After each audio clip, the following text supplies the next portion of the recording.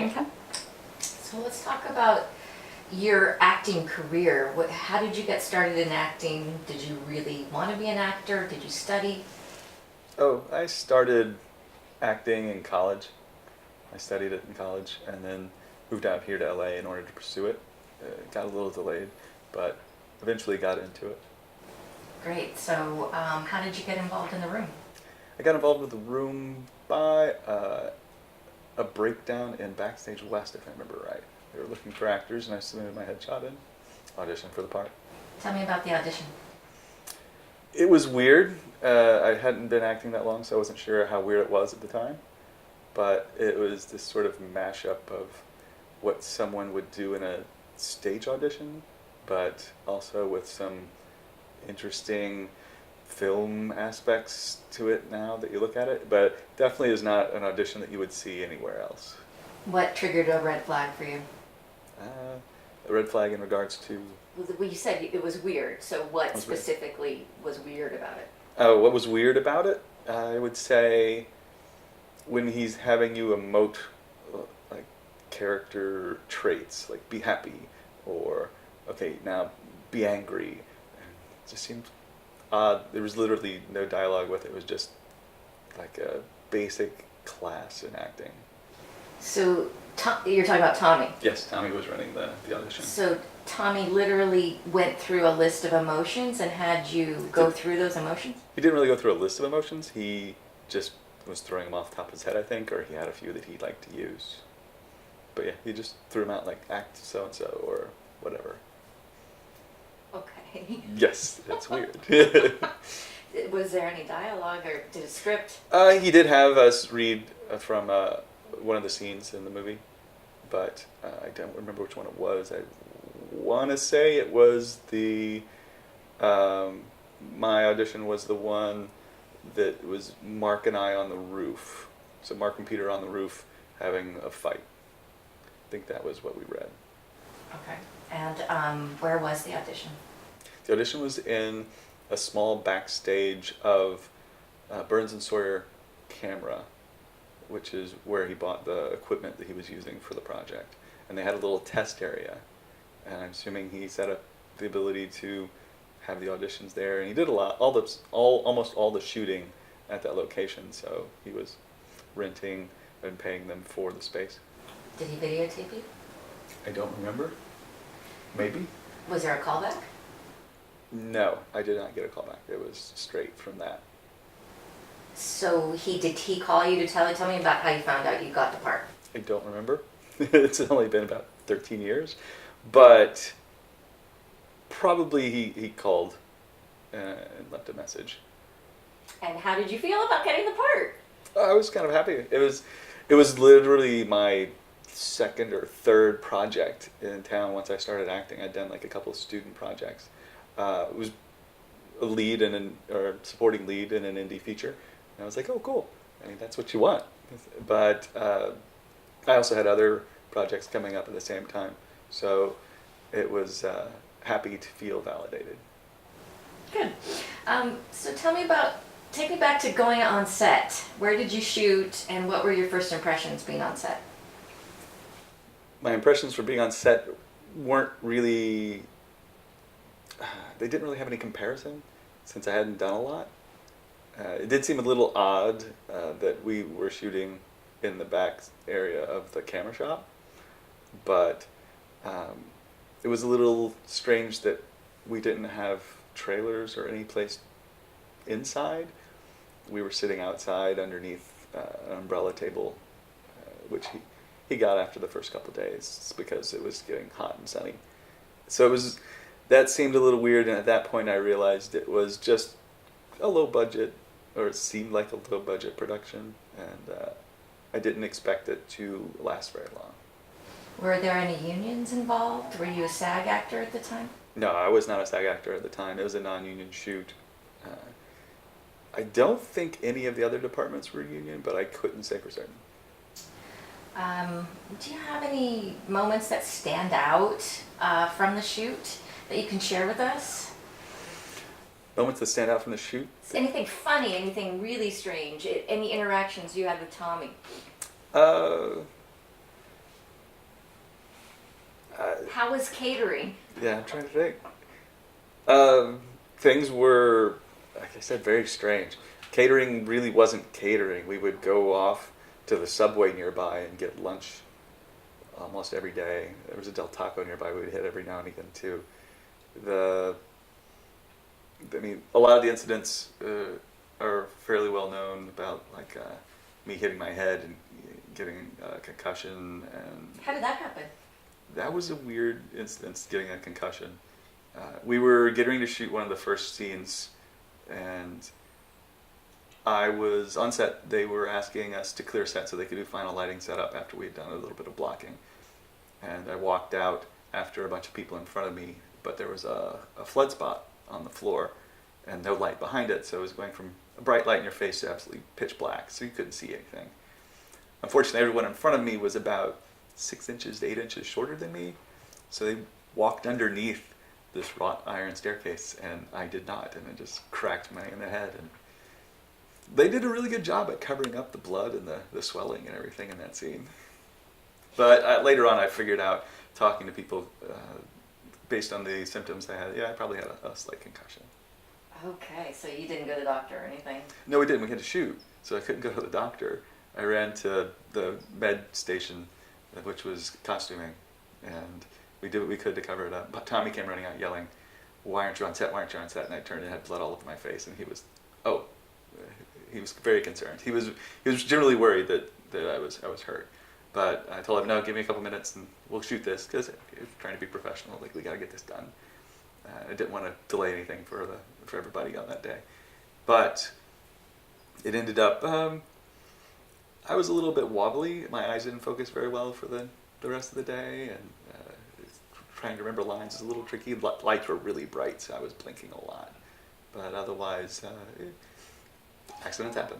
Do you remember what scene that was? Because I would love to go back and look at the movie and see if I can tell that you have a concussion. The scene is with the concussion is the one where I'm talking to Johnny, and Mark shows up, and we start talking about his date in San Francisco, and the woman he went out with, and he couldn't pay because he had an out-of-state check, and all that scene.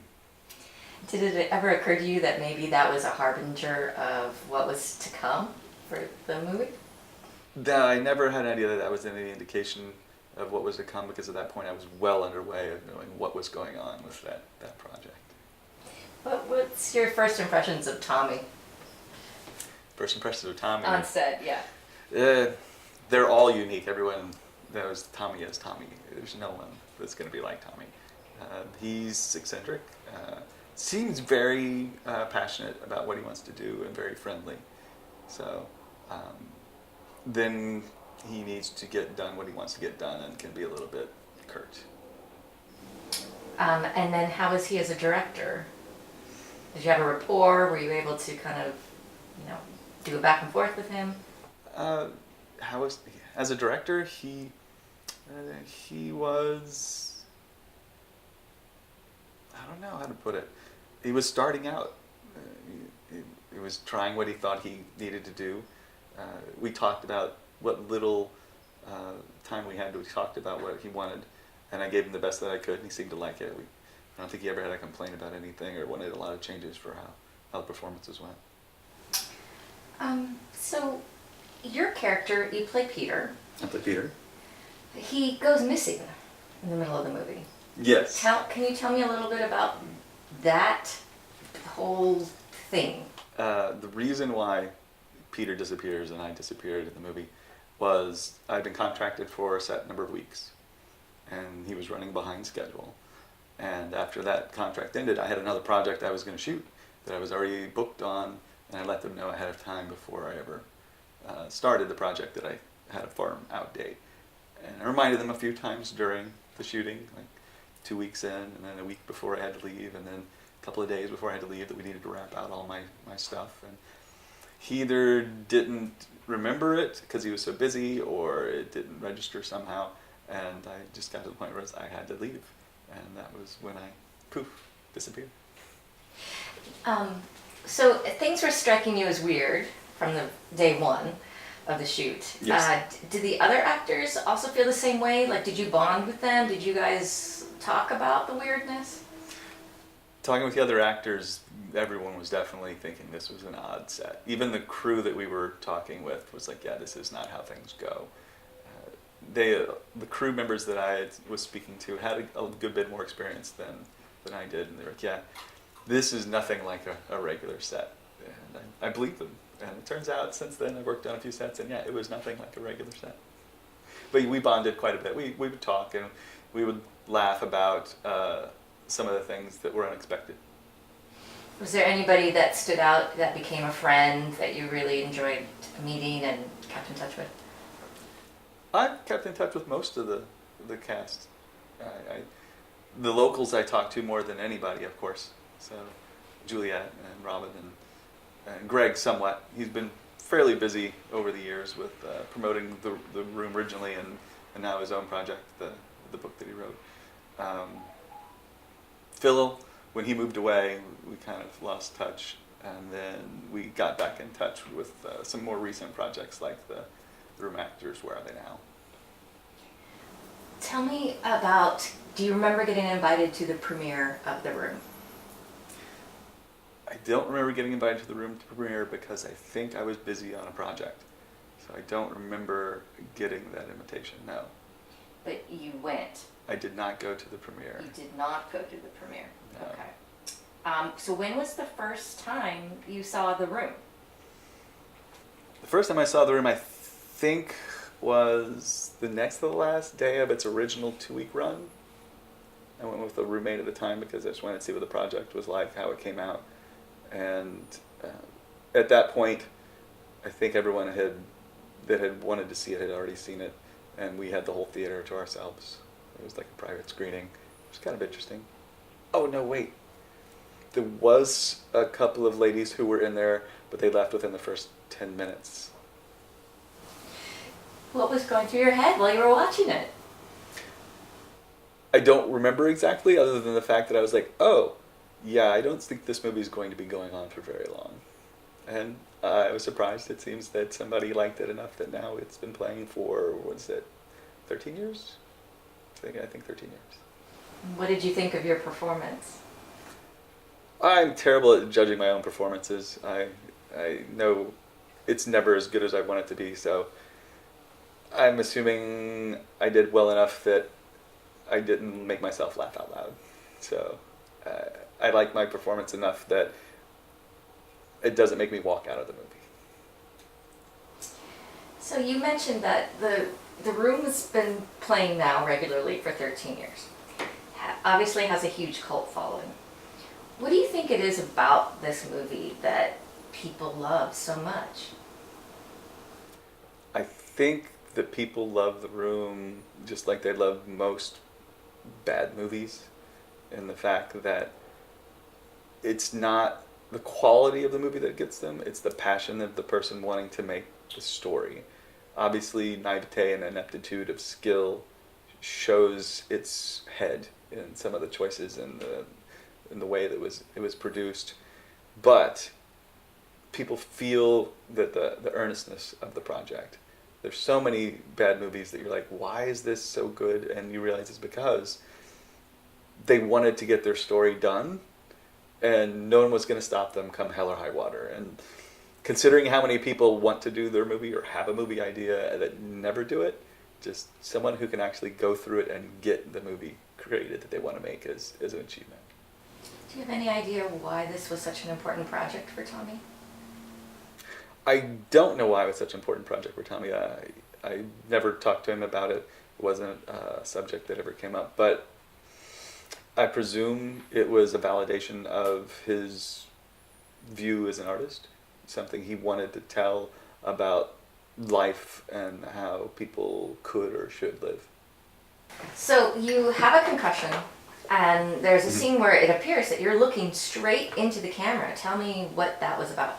Well, it was a dialogue scene with Greg playing Mark, and we were keeping the same blocking at the time. And they moved the camera to be a POV of him. And so they had an eye line that was literally right by the camera. They told me to look right here. And it was kind of like, if this is where Mark was, this is how I'm looking at him, which is not looking at the lens, because this is looking at the lens, and this is not. But they gave me a really close eye line, and it was like, okay, I guess you know what you want it to look like, so I did it. So you weren't purposely looking straight into the camera? I wasn't, even though it looks like it was. Okay. So do you embrace the cult following of The Room, and do you engage with fans? Yeah, I embrace the people, the fans. Fans are people who enjoy your work, and they're going to be what makes your career. But also, these are people who have a passion and enjoyment for movies in general, and so do I. And I can understand that. I like a bunch of bad movies. And I can completely understand wanting to interact with the people that gives you so much enjoyment. The people I've spoken to have watched this movie dozens of times. So it would be shameful to not respond to that amount of affection and passion towards a project. I heard you have an interesting business card. I do have an interesting business card. A bunch of fans were trying to track me down one year at Comic-Con. So I made a surprise prize if they could find me. So if you can find me here, you'll get a surprise. And they did, and so I got a little business card. And if you find me, you might get one too. So wait, how did you communicate this? Through social media, or? Yeah, I posted on Facebook. I have a lot of fans that talk to me on Facebook, and just put it out as an event, because people were asking me if I was going to Comic-Con that year. So what's it like having fans from this project?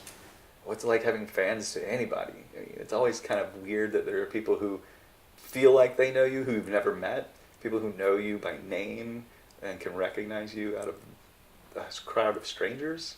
It's an aspect of the business that you have to get used to, I guess, but it's never something you would consider as comfortable as much as it is fun.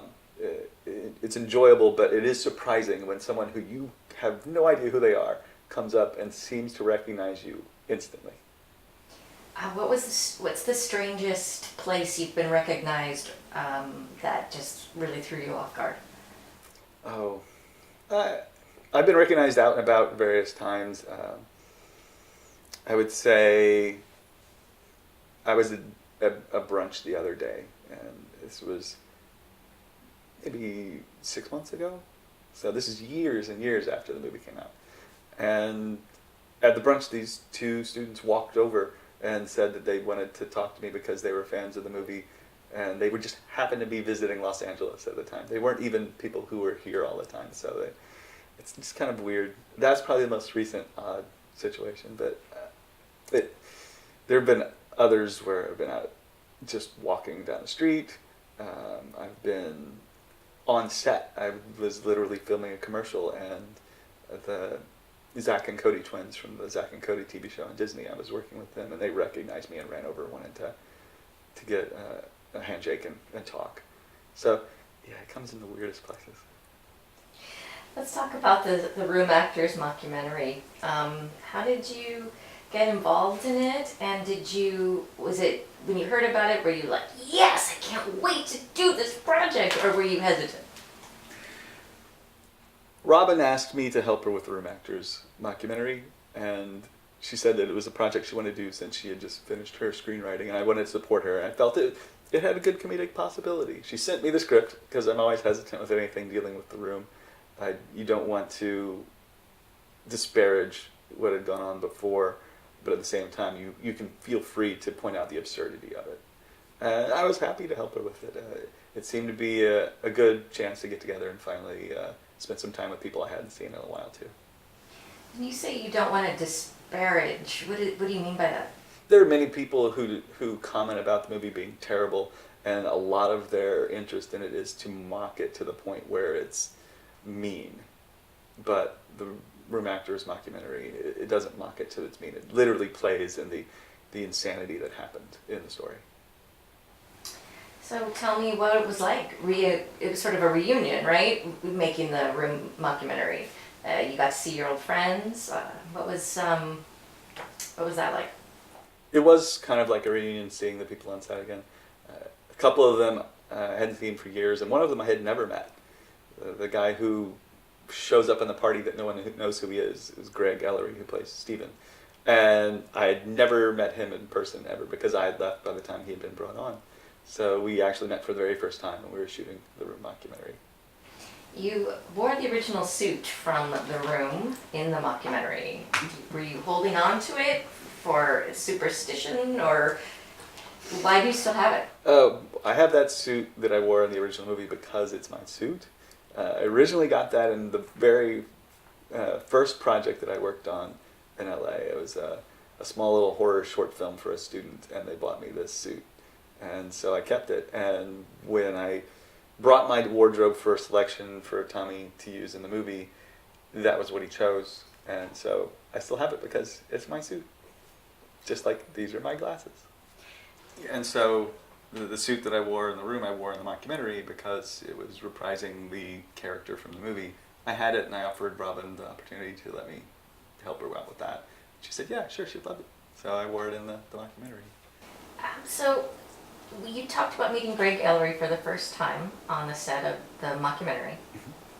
Did a time bomb go off when you guys met? What was that like? Was there a lightning bolt? Tell me about that moment.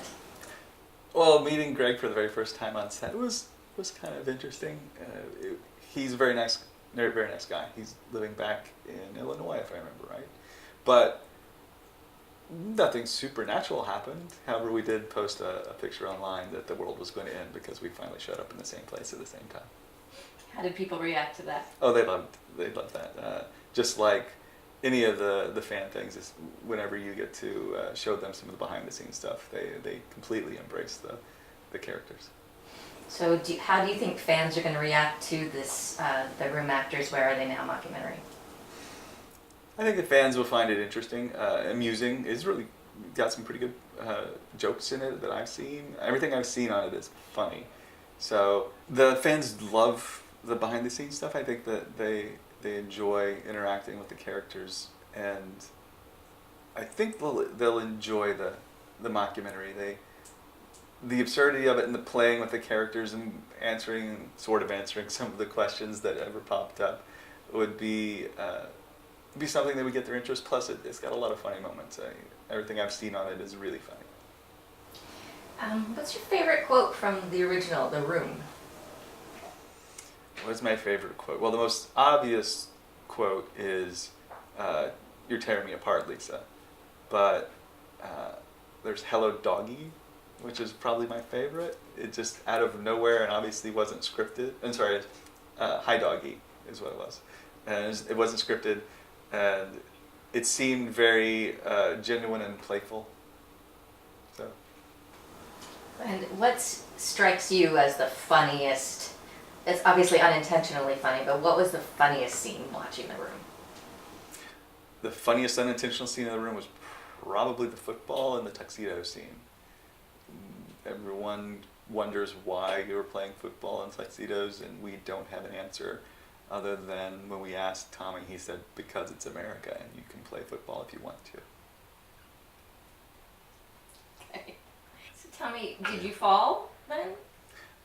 They wanted me to fall, and so we did this weird sort of cut to show me hit the ground, and so they had this weird sort of close-up. I don't think it was storyboarded that way, but they were just doing what they could to get the shot. What's the best part about being in a cult film? The best part about being in a cult film, I guess, would be just the fans. You're always got someone you're making laugh or have some kind of entertainment. It's been going on for so long. How many people can say that they've made people's lives that much better for that long? If Tommy asked you to come back to make a sequel, would you do it? In Hollywood, I'd always take a meeting, but I can't say that I'm inclined to immediately work on any project with Tommy again. And why? Just professional choices. I don't think it would necessarily help my career in any way. And are you still acting? Yes, I am still acting. I still do projects. I do commercial work whenever I can, voiceover work, on-camera work. I do hand modeling from time to time, and there's a bunch of new media projects that are coming up that I'm not at liberty to talk about at the moment. How has being a part of the room helped you in life? Being part of the room has helped my career just through recognition. It definitely got me some opportunities that normal people wouldn't have. Normal people would have to go through a bunch of hoops, whereas being recognized by people in the industry could easily get you into a room that you normally couldn't audition in. Tell me about what's the next phase of the Room mockumentary. Are there more episodes? Are you willing to be in them? What do you hope happens? I'm willing to work in future episodes of the mockumentary, The Room Actors, Where Are They Now? I mean, it's an entertaining little jaunt and fun project. I don't know what I would want the character to do except not wear the suit again. Show that he has more than just one suit in his wardrobe. Other than that, yeah, I'm more than willing to talk about it.